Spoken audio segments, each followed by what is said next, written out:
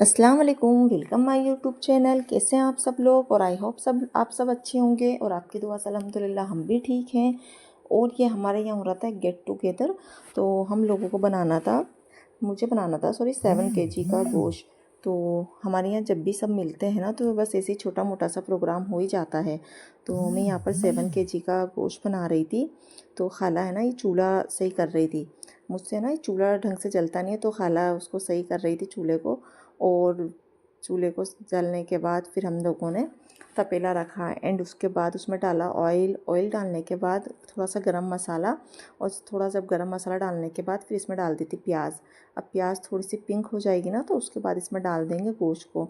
और माशाल्लाह हमारी जब भी फैमिली मिलती है, मेरी ससुराल वाली, मतलब हम लोगों को यहाँ ऐसे ही होता है कि एक छोटा सा मतलब गेट टुगेदर हो ही जाता है कि सब मिल रहे हैं तो चलो कुछ ना कुछ कर लेते हैं। या तो हम कहीं बाहर घूमने चले जाते हैं, अगर जब बाहर जाना नहीं हो पाता तो घर घर पे ही फिर ऐसे ही कुछ ना कुछ कर लेते हैं, मतलब कुछ ना कुछ बना लेते हैं।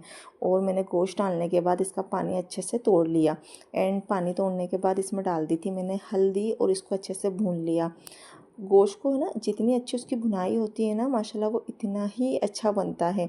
और चूल्हे पे तो जो गोश्त बनता है तो उसकी तो बात ही एक अलग होती है, चाहे आप गैस पे कितना भी अच्छे से बना लो, लेकिन वो बात नहीं आती जो चूल्हे पे आती है। और मैंने यहाँ डाल दिया था नमक, कि नमक पहले इसलिए डाल दिया था कि बोटियों में अच्छे से नमक अब्जॉर्व हो जाएगा। और इसके बाद मैंने डाल दिया था इसके अंदर अदरक लहसुन का पेस्ट। जब इसका पानी अच्छे से टूट गया था तो मैंने इसमें डाल दिया था अदरक लहसुन का पेस्ट। तो ये अदरक लहसुन का पेस्ट डालने के बाद अब इसकी करनी थी अच्छी खासी भुनाई। और इधर भुनाई भी चल रही थी और हम लोगों की बातें भी चल रही थी। और जो ये चादर का टुकड़ा लगाया है ना, क्योंकि हवा इतनी चलने लग गई थी कि हवा से इतना तेज़ पानी इधर से उधर आ रहा था, तो फिर हम लोगों ने सोचा कि सॉरी पानी नहीं, हवा इतनी तेज़ आ रही थी तो हमारी जो आग है ना वो इधर उधर जा रही थी। तो इस वजह से फिर हमने सोचा कि है ना, एक काम करते हैं कि एक चादर का टुकड़ा लगा देते हैं, तो बस उसके बाद फिर आग अच्छे से जलने लग जाएगी। तो हमने उसके बाद जब ये भुनाई हो गई अदरक लहसुन की, तो उसके बाद डाल दिया था इसके अंदर धनिया एंड मिर्ची। और वो डालने के बाद अब इसकी करी अच्छे से भुनाई, और मैंने इसको ना पानी डाल के और फिर इसको ढक के रख दिया था कि गोश्त भी अच्छे से गल जाएगा और मसाला भी अच्छे से भुन जाएगा। और फिर जब ये अच्छे से भुन गया मसाला, अच्छे से इसकी भुनाई हो गई, तो मैंने बाद में डाल दिया इसके अंदर दही।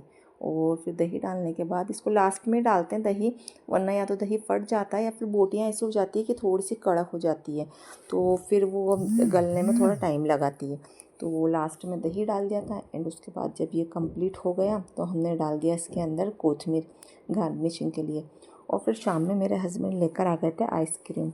और फिर जब आइसक्रीम लेकर आए तो वही आइसक्रीम इतनी अच्छी टेस्टी थी, बच्चे तो इतने देख के खुश हो गए थे। आपको पता है बच्चों का तो एक अलग ही, क्योंकि उनकी जो फेवरेट चीज़ें होती है cold drink, ice cream, pizza, burger, ये उनकी फ़र्स्ट चॉइस होती है।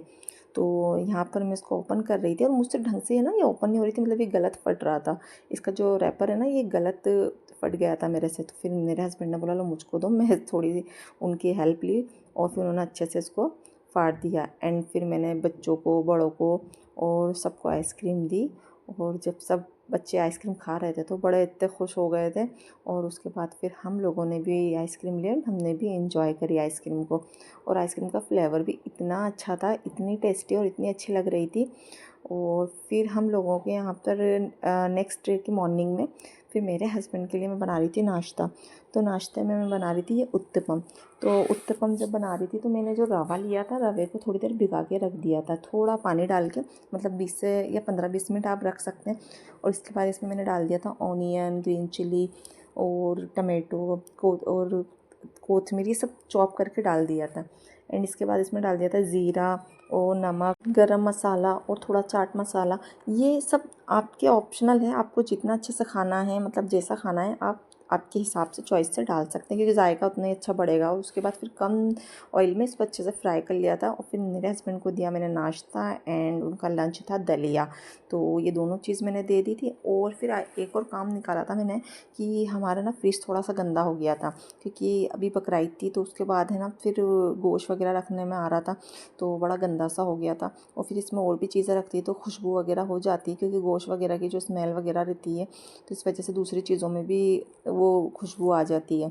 तो फिर मैंने सबको 1 बाय 1 ट्रे निकाल ली और ये ट्रे इतनी नाजुक होती है तो इसको तो आराम से निकालना पड़ती है कि ज़रा से में, क्योंकि एक लास्ट टाइम भी ये हुआ था कि हमारे ट्रे में कुछ प्रॉब्लम हो गई थी।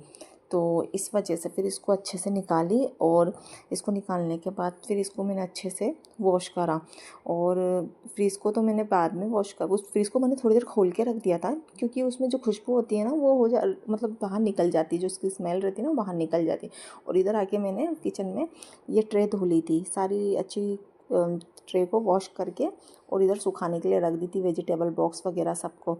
और फिर मैं फ्रिज के में गई और फ्रिज को भी अच्छे से वॉश करा, और इसको सब अच्छे से मैंने रगड़ कर, क्योंकि कहीं कहीं जगह थोड़ा सा गंदा ज़्यादा हो रहा था, तो उसको मैंने अच्छे से क्लीन करा। और जब ये अच्छे से क्लीन हो गया तो मैंने इसको अच्छे से एक सूखे कपड़े से इसको अच्छे से साफ़ कर दिया कि ये अच्छा मतलब गीला ना रहे। और इसको जब साफ़ करने के बाद मैंने जो ट्रे थी उनको भी अच्छे से सूखे कपड़े से अच्छे से जाकर पोंछ लिया कि अब मैं जाके इसको ट्रेस में जमा दूँगी। तो मैं ट्रे लेकर आ गई, और इसके बाद 1 बाय 1 करके वैसे ही मैंने ट्रे वापस लगा दी, और वो भी बड़े अच्छे ईज़ी तरीके से लग गई थी। मतलब लग ही जाती ईज़ी तरीके से, कोई उसमें बड़ा काम नहीं है। लेकिन बस ये होता है ना कि थोड़ा-सा देख के करना पड़ती हैं ये चीज़ें। तो बस मेरा यह फ्रिज भी अच्छे से क्लीन हो गया था, और फ्रिज क्लीन हुआ, एंड उसके बाद मैंने सारी जो भी चीज़ सामान थे इसमें, जो हमने दूध की तपेली, वेजेस वगैरह जो भी सब मुझे रखना था वो मैंने इसमें अच्छे से वापस रख दिया। क्योंकि ये चीज़ें है ना, अगर इनमें स्मेल एक बार आ जाती है ना तो फिर वो काम में लेने का वापस मन नहीं करता है। मतलब अगर दूध ये हुआ तो दूध में अगर स्मेल आ गई तो फिर वो वेस्ट ही हो जाता है। तो बस इस वजह से सबसे पहले इसको क्लीन करा, और क्लीन करने के, और आपको मेरा व्लॉग अच्छा लगा तो प्लीज़ लाइक और सब्सक्राइब करें मेरे चैनल को। अल्लाह हाफ़िज़, और मिलते हैं नेक्स्ट